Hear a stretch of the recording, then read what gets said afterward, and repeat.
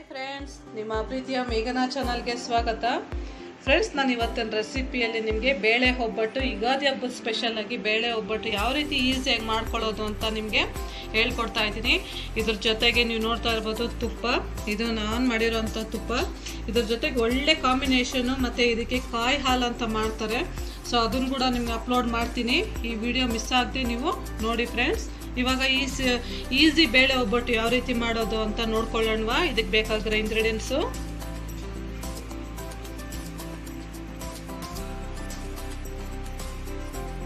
Friends, ಈಗ ಮೊದಲನೇದಾಗಿ ನಾವು ಒಬ್ಬಟ್ಟಿಗೆ ಕಣಕನ ಯಾವ ರೀತಿ ರೆಡಿ ಮಾಡ್ಕೊಳ್ಳೋದು ಅಂತ ತೋರಿಸ್ಕೊಡ್ತಾ ಇದ್ದೀನಿ. ಈಗ ಒಂದು ಮಿಕ್ಸಿಂಗ್ ಬೌಲ್ ತೊಗೊಂಡಿದ್ದೀನಿ. ಈ ಮಿಕ್ಸಿಂಗ್ ಬೌಲಲ್ಲಿ ನಾನು ಒಂದು ಅರ್ಧ ಸ್ಪೂನ್ ಆಗೋಷ್ಟು ಅರಿಶಿನ ಹಾಕ್ತಾ ಇದ್ದೀನಿ. ಮತ್ತು 1 ಕಪ್ ಆಗೋಷ್ಟು ಇಲ್ಲಿ ನಾನು ಮೈದಾ ಹಿಟ್ಟು ತೊಗೊಂಡಿದ್ದೀನಿ. 2 ಸ್ಪೂನ್ ಆಗೋಷ್ಟು ಚಿರೋಟಿ ರವೆ ತೊಗೊಂಡಿದ್ದೀನಿ ದೊಡ್ಡ ಸ್ಪೂನಲ್ಲಿ. ಈ ಚಿರೋಟಿ ರವೆ ಹಾಕೋದ್ರಿಂದ ನಮಗೆ ಈ ಹೋಟ್ಲಲ್ಲಿ, ಮದುವೆ ಮನೆಗಳಲ್ಲಿ ಯಾವ ರೀತಿ ನಾವು ಒಬ್ಬಟ್ಟು ಟೇಸ್ಟ್ ಮಾಡ್ತೀವಿ, ಸೊ ಕಣಕ ನಮ್ಗೆ ಅದೇ ರೀತಿಯಾಗಿ ಟೇಸ್ಟ್ ಚೆನ್ನಾಗಿ ಬರುತ್ತೆ. ಈಗ ನೋಡಿ, ಇವಾಗ ಅರಿಶಿನ, ನಾನು ಚಿರೋಟಿ ರವೆ, ಮೈದಾ ಏನು ಹಾಕೊಂಡಿದ್ದೀನಿ ಇದೆಲ್ಲ ಚೆನ್ನಾಗಿ ಮಿಕ್ಸ್ ಮಾಡ್ಕೊತೀನಿ. ಫ್ರೆಂಡ್ಸ್, ಈಗ ನೋಡಿ ನೀಟಾಗಿ ನಾನು ಮಿಕ್ಸ್ ಮಾಡ್ಕೊಂಡಿದ್ದೀನಿ. ಈಗ ಸ್ವಲ್ಪನೇ ನೀರು ಹಾಕ್ಕೊಂಡು ಚಪಾತಿ ಹಸಿಟ್ಟು ನಾವು ಯಾವ ರೀತಿ ಕಲಿಸ್ಕೊತೀವಿ ಅದಕ್ಕಿಂತ ಸ್ವಲ್ಪ ತೆಳುವಾಗಿ ಕಲಿಸ್ಕೋಬೇಕು. ಫ್ರೆಂಡ್ಸ್, ನೋಡ್ತಾ ಇದ್ದೀರಲ್ಲ, ಈ ಹದಕ್ಕೆ ಕಲಿಸ್ಕೊಂಡಿದ್ದೀನಿ.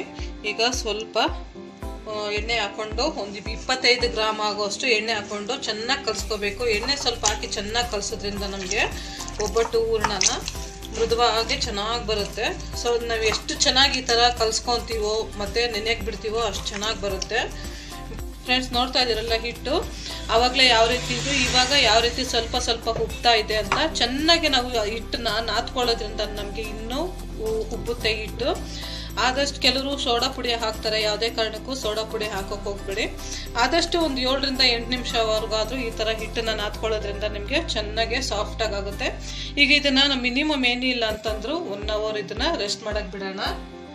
ನೋಡಿ, ಇವಾಗ ಈ ಥರ ಒಂದು ಪ್ಲಾಸ್ಟಿಕ್ ಕವರ್ನ ತೊಗೊಂಡು ನಾನು ನೀಟಾಗಿ ಇದನ್ನು ರೆಸ್ಟ್ ಮಾಡೋಕ್ಕೆ ಬಿಡ್ತಾ ಇದ್ದೀನಿ. ಯಾವುದೇ ಕಾರಣಕ್ಕೂ ಹಿಟ್ಟು ನಮಗೆ ಡ್ರೈ ಆಗೋಕ್ಕೆ ಬಿಡಬಾರ್ದು. ಆ ಥರ ಈ ಥರ ಫುಲ್ಲು ಕವರ್ ಮಾಡ್ಕೋಬೇಕು. ಫ್ರೆಂಡ್ಸ್, ಇಲ್ಲಿ ತೊಗರಿಬೇಳೆ ತೊಗೊಂಡಿದ್ದೀನಿ.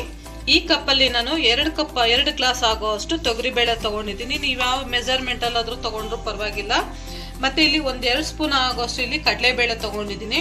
ಕಡಲೆಬೇಳೆ 1-2 ಸ್ಪೂನು ಈ ತೊಗರಿಬೇಳೆಗೆ ಆ್ಯಡ್ ಮಾಡಿದ್ರೆ ಹೂರ್ಣ ಟೇಸ್ಟ್ ಚೆನ್ನಾಗಿ ಬರುತ್ತೆ ಅಂತ 2 ಯೂಸ್ ಮಾಡ್ತಾ ಇದ್ದೀನಿ. ನೀವು ಯಾವ ಕಪ್ಪಲ್ಲಿ ತೊಗೊಂಡಿರ್ತೀರೋ ಅದೇ ಕಪ್ಪಲ್ಲಿ ನಾನು ಇವಾಗ 2 ಕಪ್ಗೆ 1.5 ಕಪ್ ಆಗೋಷ್ಟು ಬೆಲ್ಲನ ಈ ಥರ ಪುಡಿ ಮಾಡಿ ಇಟ್ಕೊಂಡಿದ್ದೀನಿ. ನೋಡಿ, ಈ ಮೆಜರ್ಮೆಂಟ್ಗೆ ನಾನು ಒಂದು 5 ಏಲಕ್ಕಿ ತೊಗೊಂಡಿದ್ದೀನಿ. ಫ್ರೆಂಡ್ಸ್, ನೋಡ್ತಾ ಇದ್ದೀರಲ್ಲ, ಬೇಳೆ ಬೇಯಿಸ್ಕೊಳ್ಳೋದಕ್ಕೆ ನಾನು ಆಲ್ರೆಡಿ ನೀರಿಟ್ಟಿದ್ದೆ. ಸೊ ನೀರೆಲ್ಲ ಚೆನ್ನಾಗಿ ಕಾದಿದೆ. ಇವಾಗ ಈ ಬೇಳೆನ ನಾನು ಒಂದ್ಸತಿ ತೊಳೆದಿಟ್ಕೊಂಡಿದ್ದೀನಿ. ನೋಡಿ, ಇವಾಗ ಕುದಿತಾರ ನೀರಿಗೆ ಹಾಕ್ತಾ ಇದ್ದೀನಿ ಬೇಳೆನ.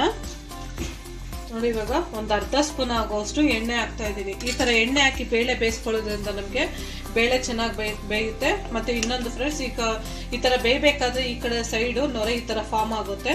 ಅವಾಗವಾಗ ನೊರೆನ ನೀವು ಈ ಥರ ಎತ್ತಾಕ್ತಾ ಇರಬೇಕು. ಫ್ರೆಂಡ್ಸ್, ಈಗ ನೋಡಿ ಕಟ್ಟೆಲ್ಲ ನಾನು ನೀಟಾಗಿ ಬಗ್ಗಿಸ್ಕೊಂಡಿದ್ದೀನಿ. ಈ ಬಿಸಿಯೆಲ್ಲ ನಾವು ಬೆಲ್ಲ ಹಾಕೋಕೆ ಹೋಗ್ಬಾರ್ದು. ಒಂದು 2-3 ನಿಮಿಷ ತಣ್ಣಗಾದ್ಮೇಲೆ ಬೆಲ್ಲ ಹಾಕಬೇಕು. ಬಿಸಿ ಇದರಲ್ಲಿ ಹಾಕೋದ್ರಿಂದ ನಮಗೆ ಪಾಕ ಬಿಟ್ಕೊಬಿಡುತ್ತೆ. ಫ್ರೆಂಡ್ಸ್, ಈಗ ಬೇಳೆ ತಣ್ಣಗಾಗಿದೆ. ಈಗ ಏಲಕ್ಕಿ ಹಾಕ್ತಾ ಇದ್ದೀನಿ. ಈಗ ನೋಡಿ, ಬೆಲ್ಲ ಆ್ಯಡ್ ಮಾಡ್ತಾ ಇದ್ದೀನಿ. ಹಾಕ್ಕೊಂಡು ಇವಾಗ ಬೇಳೆ ಜೊತೆಗೆ ಚೆನ್ನಾಗಿ ಮಿಕ್ಸ್ ಆಗೋ ಥರ ನೋಡಿ ಸ್ಪೂನಲ್ಲಿ ಈ ಥರ ಚೆನ್ನಾಗಿ ಮಿಕ್ಸ್ ಮಾಡ್ಕೋಬೇಕು. ನೋಡಿ, ಈಗ ಹೂರ್ಣ ರುಬ್ಕೊಳ್ಳೋಣ. ಒಂದು ಮಿಕ್ಸಿ ಜಾರ್ ತೊಗೊಂಡಿದ್ದೀನಿ. ಈ ಮಿಕ್ಸಿ ಜಾರಲ್ಲಿ ಬೇಳೆ, ಬೆಲ್ಲ, ಏಲಕ್ಕಿ ಎಲ್ಲ ಮಿಕ್ಸ್ ಮಾಡಿದ್ದೀವಲ್ಲ ಅದನ್ನೆಲ್ಲ ಹಾಕೋತಾ ಇದ್ದೀನಿ. ನೋಡಿ, ಹಾಕ್ಕೊಂಡು ಸ್ವಲ್ಪ ಇದನ್ನು ನೈಸಾಗಿ ರುಬ್ಕೋಬೇಕು. ನೋಡಿ, ಈ ಥರ ನೈಸಾಗಿ ಹೂರ್ಣ ರುಬ್ಕೋಬೇಕು. ನೋಡಿ, ಇವಾಗ ಈ ಹೂರ್ಣಕ್ಕೆ 1-2 ಸ್ಪೂನ್ ಅಷ್ಟು ಕಾಯಿ ತುರಿ ಹಾಕ್ತಾ ಇದ್ದೀನಿ. ಇನ್ ಕೇಸ್ ನೀವು ಒಬ್ಬಟ್ಟು 3-4 ದಿವಸ ಇಕ್ತೀನಿ ಅನ್ನೋದಾದರೆ ಒಣಗಿದ ಕೊಬ್ಬರಿ ತುರಿ ಹಾಕ್ಕೊಳ್ಳಿ. ಈ ಹಸಿ ಕಾಯಿ ಹಾಕೋದ್ರಿಂದ ಬೇಗನೆ ಹಳಸೋಗುತ್ತೆ. ನೋಡಿ, ಇವಾಗ ಇದನ್ನು ಚೆನ್ನಾಗಿ ಮಿಕ್ಸ್ ಮಾಡ್ಕೊಳ್ಳೋಣ. ಒಬ್ಬಟ್ಟಿಗೆ ನಾವು ಹೂರ್ಣ ಎಲ್ಲ ರೆಡಿ ಮಾಡ್ಕೊಳ್ಳೋಷ್ಟೊತ್ತಿಗೆ ಇಲ್ಲಿ ನಮಗೆ ಕರೆಕ್ಟಾಗಿ 1 ಅವರ್ ಆಗುತ್ತೆ. ಈಗ 1 ಅವರ್ ಆಗಿದೆ. ನೋಡ್ತಾ ಇದ್ರಲ್ಲ, ಹಸಿಟ್ಟು ನೋಡಿ ಮುಟ್ಟಿದ್ರೆ ಈ ಥರ ಸಾಫ್ಟಾಗಿ ಹೋಗಬೇಕು. ಮತ್ತು ಎಳಿತಾ ಇದ್ರೆ ನೋಡ್ತಾ ಇದ್ರಲ್ಲ, ಈ ರೀತಿಯಾಗಿ ಬರಬೇಕು. ನೋಡಿ ಯಾವ ರೀತಿ ಬರ್ತಾ ಇದೆ. ನೋಡಿ, ಇವಾಗ ಒಬ್ಬಟ್ಟು ತಟ್ಕೊಳ್ಳೋದಕ್ಕೆ ನಾನು ಮಣೆ ಇಟ್ಕೊಂಡಿದ್ದೀನಿ. ಇದ್ರ ಮೇಲೆ ಈ ಥರ ಒಂದು ಕವರ್ ತೊಗೊಂಡಿದ್ದೀನಿ. ನೀವು ಇಲ್ಲ ಅಂತಂದರೆ ಬಟರ್ ಪೇಪರು, ಇಲ್ಲ ಅಂತಂದರೆ ಬಾಳೆ ಎಲೆಯಲ್ಲಿ ಕೂಡ ಮಾಡ್ಕೋಬೋದು. ಇವಾಗ ಇದ್ರ ಮೇಲೆ ಒಂದು ಅರ್ಧ ಸ್ಪೂನ್ ಆಗೋವಷ್ಟು ಎಣ್ಣೆನ ಹಾಕ್ಕೊತಾ ಇದ್ದೀನಿ. ನೋಡಿ, ಎಣ್ಣೆ ಹಾಕ್ಕೊಂಡು ಫುಲ್ಲು ಈ ರೀತಿಯಾಗಿ ಸ್ಪ್ರೆಡ್ ಮಾಡ್ಕೋಬೇಕು. ಹಸಿಟ್ಟು ತೊಗೊತಾ ಇದ್ದೀನಿ. ನೋಡಿ, ಇಷ್ಟ ಆದರೆ ಸಾಕು. ಕೈಗೆ ಈ ಥರ ಎಣ್ಣೆ ಹಾಕ್ಕೋಬೇಕು. ಎಣ್ಣೆ ಹಾಕ್ಕೊಂಡು ನೋಡಿ ಈ ಥರ ತಡ್ತಾ ಇದ್ರೆ ಹಸಿಟ್ಟು ಸಾಫ್ಟಾಗಿ ಈ ಥರ ಅಗಲವಾಗಿ ಆಗಬೇಕು. ನೋಡಿ, ಇವಾಗ ಹೂರಣ ತೊಗೋತಾ ಇದ್ದೀನಿ. ನಿಮ್ಗೆ ಯಾವ ಸೈಜಲ್ಲಿ ಬೇಕೋ ಆ ಸೈಜಲ್ಲಿ ತೊಗೊಳ್ಳಿ. ನಾನು ಇವಾಗ ನೋಡಿ ಈ ಥರ ಮೀಡಿಯಮ್ ಸೈಜಲ್ಲಿ ತೊಗೊತಾ ಇದ್ದೀನಿ. ನೋಡಿ, ಇವಾಗ ಹಿಟ್ಟು ಮಧ್ಯದಲ್ಲಿ ಈ ಥರ ಇಟ್ಕೊಂಡು ಮತ್ತೆ ಕೈಗೆ ಎಣ್ಣೆ ಸ್ಪ್ರೆಡ್ ಮಾಡ್ಕೋಬೇಕು. ಮಾಡ್ಕೊಂಡು ನೋಡಿ ಈ ರೀತಿಯಾಗಿ ಸುತ್ತೂರು ನಾವು ಈ ಥರ ಫಿಲ್ ಮಾಡ್ತಾ ಬರಬೇಕು. ನೋಡಿ, ಇವಾಗ ಫಿಲ್ ಆದಮೇಲೆ ಮತ್ತೆ ಈ ಥರ ರೌಂಡಾಗಿ ಮಾಡ್ಕೋಬೇಕು. ನೋಡಿ, ನೀಟಾಗಿ ಈ ಥರ ರೌಂಡ್ ಮಾಡ್ಕೊಂಡಿದ್ದೀನಿ. ಅವಾಗವಾಗ ನೀವು ಕೈಗೆ ಎಣ್ಣೆ ಸ್ಪ್ರೆಡ್ ಮಾಡ್ಕೊತಾನೇ ಇರಬೇಕು.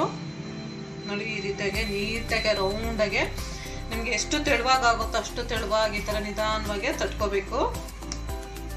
ನೋಡಿ, ಇವಾಗ ಇಷ್ಟಾಗಲ ತಟ್ಕೊಂಡ್ಮೇಲೆ ನಾವು ಚಪಾತಿ ಕೋಲ್ಗೆ ಸ್ವಲ್ಪ ಎಣ್ಣೆ ಹಾಕ್ಕೊಂಡಿದ್ದೀನಿ. ಹಾಕ್ಕೊಂಡು ಸ್ವಲ್ಪ ನಿಧಾನವಾಗಿ ಈ ಥರ ರೌಂಡ್ ಮಾಡ್ತಾ ಬರಬೇಕು. ಆಗ ನಮಗೆ ತೆಳುವಾಗಿ ಬರುತ್ತೆ. ನೋಡಿ, ಈ ಥರ ಸುಮ್ಮನೆ ಸಾಫ್ಟಾಗಿ ಈ ಥರ ಮೆತ್ತಗೆ ಈ ರೀತಿಯಾಗಿ ಅನ್ಕೊಂಡ್ಬರ್ಬೇಕು. ನೋಡಿ, ಈ ಥರ ತೆಳುವಾಗಿ ನಾನು ತಟ್ಕೊಂಡಿದ್ದೀನಿ. ಇಲ್ಲಿ ಮೊದಲೇ ಹೆಂಚ್ಕಾಯಿ ಹಾಕಿಟ್ಟಿದ್ದೆ.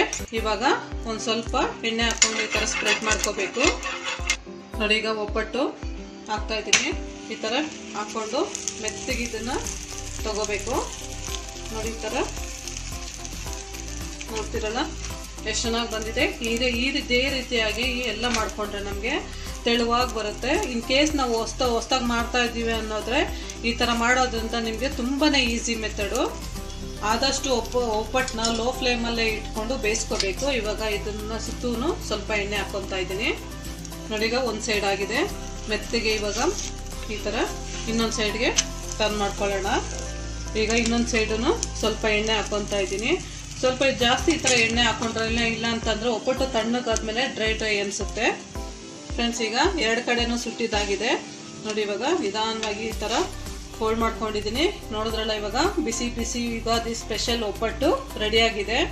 ಫ್ರೆಂಡ್ಸ್, ಈಗ ಒಂದು ಒಬ್ಬಟ್ಟು ತೋರಿಸಿದ್ದೀನಿ. ಈಗ ಅದ್ರ ಮೇಲೆ ಯಾವ ರೀತಿ ಗಸಗಸೆ ಹಾಕೋದು ಇನ್ನೊಂದು ತೋರಿಸ್ಕೊಡ್ತಾ ಇದ್ದೀನಿ. ನೋಡಿ, ಇವಾಗ ತಟ್ಟಿರೋ ಒಬ್ಬಟ್ಟನ್ನ ಈ ಥರ ನೀಟಾಗಿ ಸ್ಲೋಗಿ ಇರುತ್ತೆ ತೆಗಿಬೇಕು. ಇವಾಗ ಇದ್ರ ಮೇಲೆ ಸ್ವಲ್ಪ ಈ ಥರ ಗಸಗಸೆ ಹಾಕಿ ಉದುರಿಸ್ತಾ ಇದ್ದೀನಿ.